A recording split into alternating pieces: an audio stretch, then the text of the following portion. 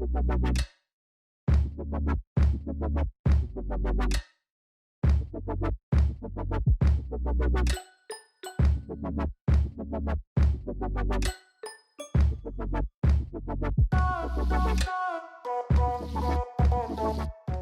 everybody, welcome back. Ennis here with Whiteacre Properties. We are back in the office. This is part 2 of that Charlton video that we did a couple weeks back. So if you guys haven't watched that, please go back and take a look at it. We did have some technical problems there, and it was actually interrupted right in the middle. So we couldn't really wrap up with any of the numbers, any of the thoughts and mistakes that we did. So this is part 2. Charlton. So Charlton, again, just as a recap, we bought that in 2018.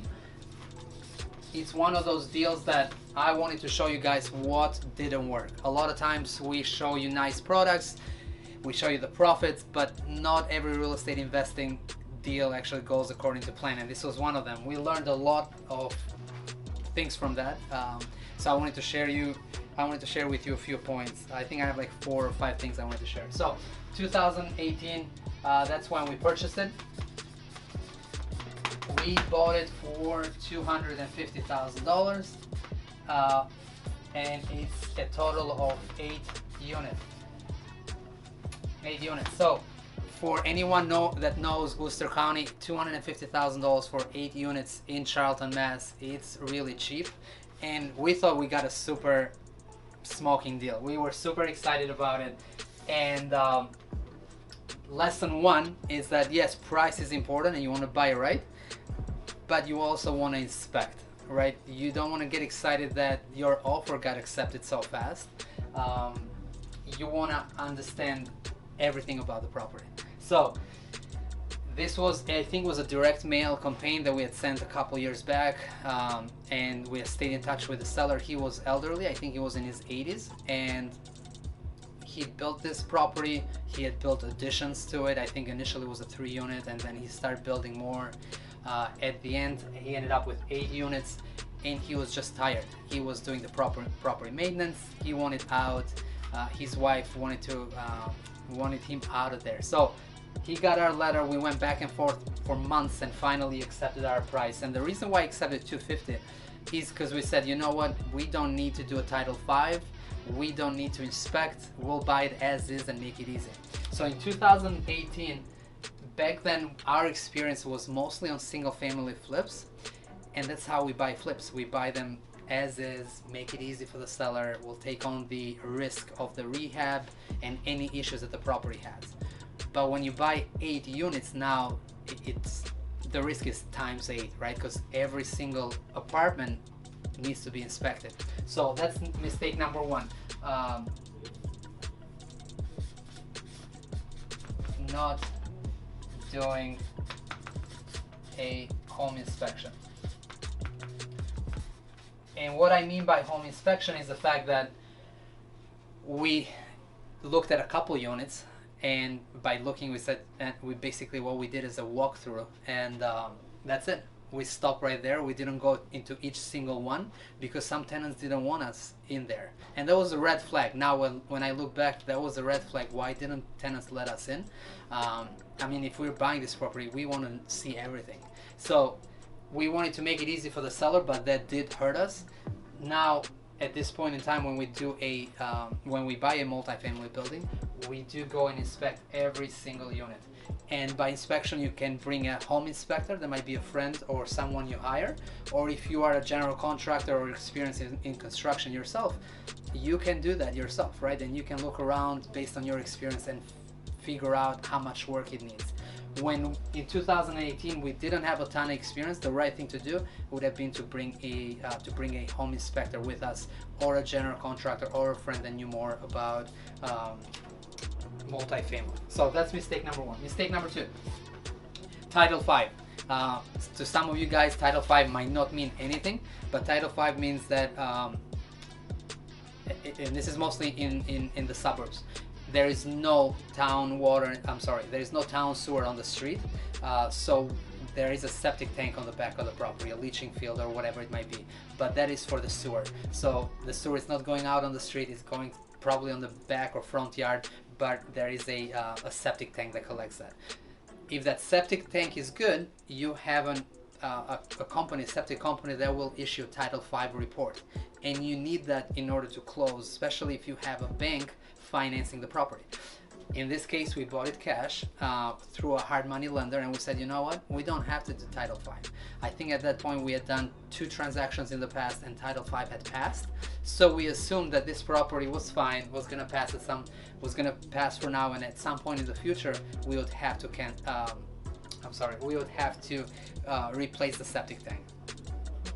Again, we were trying to make it easy for the seller to get our price accepted, but that was a huge mistake, and we'll go into the details of that. So, no Title V. Mistake number 3.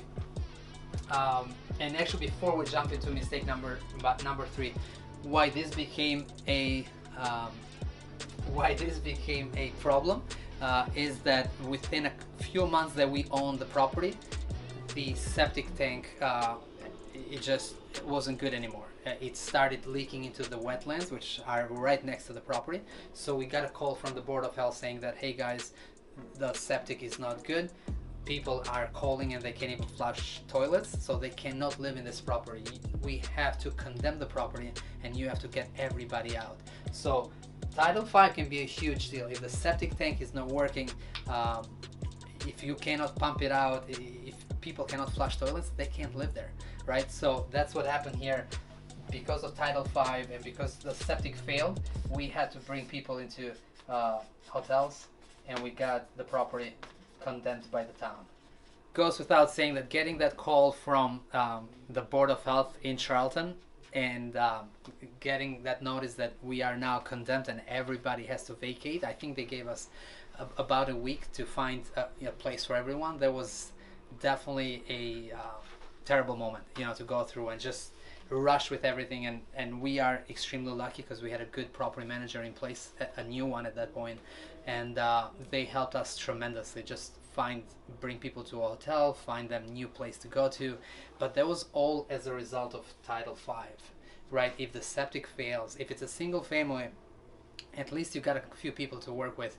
But with 8 units occupied, I think we had like over 10 people living there. So that was a lot of work. So this can be a major problem, and we didn't know about it. So we thought we were providing value to the seller when in fact we're just really creating a big problem for ourselves by not bringing an inspector in to check the status of this septic tank, right? Which was totally falling apart when we bought it, and we had no idea. And the seller didn't disclose that. They didn't say anything. They had been maintaining and pumping it out and all that stuff on their own. They didn't disclose that with us. So again, lesson learned there, bring a septic company to do a Title V inspection, and if it fails, then have a discussion with the seller. Maybe you negotiate price or whatever it might be, but at least you are prepared going into it. All right, mistake number 3, just contractors. Contractors, it's not that we had bad contractors, it's just these were brand new contractors for us. A lot of our work is done in Metro West, but not necessarily in Worcester County. So we're mostly in Boston and in the Metro West area.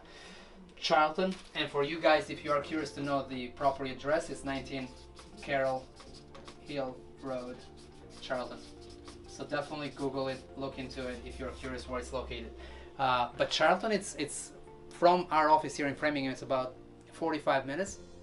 So we had to hire new guys, and when you hire new guys, especially now when you got this massive project of 8 units all at once, it becomes a problem, because technically when we start a new contractor, we start them with small jobs, we test them on smaller projects, and we can't really give them like everything, right? So here we had no choice, we had to take a gamble, and some things didn't work out. So contractors, that was definitely something that the lesson here is just hire maybe a bunch of people, give them smaller job and test them out, instead of giving it to 2-3 people and you now depend on them. So that's what we did wrong. So number 4 and final is the way we purchased it as far as the financing, because we used hard money and we used the hard money just for the purchase price. So when we initially bought it, we said, you know what, we'll buy it with hard money. We're gonna go in, fix up a few units, maybe paint, maybe do some flooring, and we can afford to do that with our own cash, and then go and refinance this into a 30-year conventional loan, or commercial loan, because it's more than 4 units. So that's why we got a hard money lender. The mistake is that we, again, as a consequence of this other 2 steps here, we didn't see how much work it really needs, because we didn't do the inspection per se, and we didn't figure out that the septic was going to fail, so we're going to need money for both of these, right? So the moment that the septic failed and now we had a big job site, the hard money, which was only for the purchase price, wasn't enough, right? We had to come up out of pocket with all that, and that did put a lot of pressure on our cash flow on a day-to-day, because we had other projects, and 2, it slowed us down tremendously. We are at 2018, and I'm shooting this video in November 2020, so we are 2 years later, and we still haven't finished that project because of this, because we didn't raise the capital from day one, knowing that we would go in and renovate all 8 units, right? So we should have borrowed for renovations, and we should have borrowed for septic. And when you got 8 units, these numbers are pretty big. Renovations here are somewhere in the ballpark of 300,000, and septic, it's on the ballpark of 80,000. So those are huge numbers.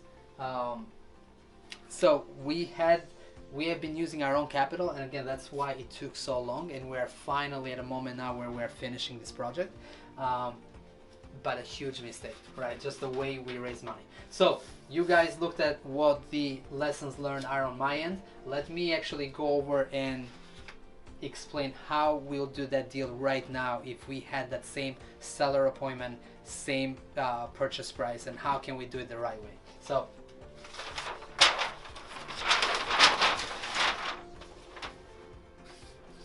let's call it the correct way of buying. So number 1, definitely have a inspection of each unit, and pretty much I would go into a seller appointment, and even before submitting that cash offer for 250, I would say, hey, part of our process is actually to inspect every single apartment. At this point, I do have the experience. I don't need to bring a general contractor. I don't need to bring a home inspector, but I would like to walk through every single appointment, even if it's multiple times that I go back, because tenants are not available, whatever, doesn't matter. Before I submit that offer, I want to see what I'm buying, right? You want to see if everything is going to fall apart, or if everything is good and all you got to do is paint. I had no idea when we bought it. It was, it wasn't in good shape. And before I forget, I'm going to write this down. I do want to mention the condition this property was in and why was it that bad. All right, I'll do that at the end really quick. So inspection of each unit, that's mandatory. Right now we do it every single time. Inspection of Title 5. It goes without saying. You guys saw the horror story with the wetlands and the septic actually going into the wetlands. Title 5, I think it's like less than $500. You bring an inspector, they'll tell you if it's going to pass or if it's going to fail, and you know right from the beginning, and you can negotiate the price, or your offer price is going to reflect that. 3, hard money, and just the way. Let me see. Actually, we're just going to call this hard money plus rehab funds. So you could use, you can use a local bank to purchase it. You can use hard money. That's totally up to you, depending on how quickly you want to do this project. I would still use hard money if I can turn this around within 6 to 9 months. And maybe if the hard money lender doesn't want to give you 100% of the rehab, which typically they do, they're willing to do that, you can maybe get a second lender to help with that. But you raise the capital from day one, because the moment you buy the property and the moment you want to go and rehab the property, you want to go all in. You want to do it as quickly as possible and just get the project done, right? When you buy that way, what you typically do is you rehab, then you rent the units, and then you refinance. Because you want to get out of the hard money lender, the 10-12% hard money lender that you're paying. That's typically what this is, 10-12% interest annually, and somewhere between 1 and 3 points of the amount borrowed, right? But you want to get out of this. You don't want to stay in this for a year or more. You want to get out probably between 6 and 9 months if you can, by rehabbing it quickly, by renting it, and then refinancing. And then by refinancing with a local lender, now you got a 30-year loan, much lower interest rate, which works perfect. So the final one is the rehabbing. So if you did the inspection and now you have a scope of work, now you know exactly what's wrong with the property. And when I typically go on an inspection, or Jimmy that works here with me goes on the inspection, he will take a bunch of photos, we'll create a scope of work, and then at that point we'll come here and create our budget. If we do that, we'll probably have contractors lined up even before we purchase it. So the moment we go on record, the next day we start work, if the units are vacant and if we can work. But in something like this, I would have everybody lined up from day one and get to work. So rehabbing, again, having a scope of work ready early on, and lining up contractors. So the reason I bring it up is time. If you have a hard money lender, you want to do this before closing, again, so you can run with it and finish the project as soon as possible. So final thought before I wrap up: condition of the property. Because we didn't see in detail what the condition was, now that we are 2 years into it, what we realized is that the seller was a handyman, and he had been kind of doing the job on his own, and it was a Mickey Mouse job. Like, nothing was done properly. So when you have so much deferred maintenance for many years, right, and especially if it's large units, like 8 units, it's a pretty good sized project, that that $300,000 that I mentioned to you in rehab, that goes by really quick, because you are fixing everything. We had rotten trim, we had unleveled floors, we had bad kitchens and bathrooms, plumbing, electric, I mean everything, because the windows weren't put in properly. You had trim all around. So again, deferred maintenance for many years. So if you're buying that property and you are only looking at price and missing everything else that we talked about, that's not going to be a successful project. So that was some really big lessons learned for me. And I'm learning it, I'm learning as with every single project. So I'm just sharing with you guys what I learned being out there on the job site. But these are super important, especially with buy and hold rentals. So I hope you like it. We're gonna wrap this here. Please comment, please share. This has been great, and I'm actually getting excited on doing this video. So see you on the next one. Thank you.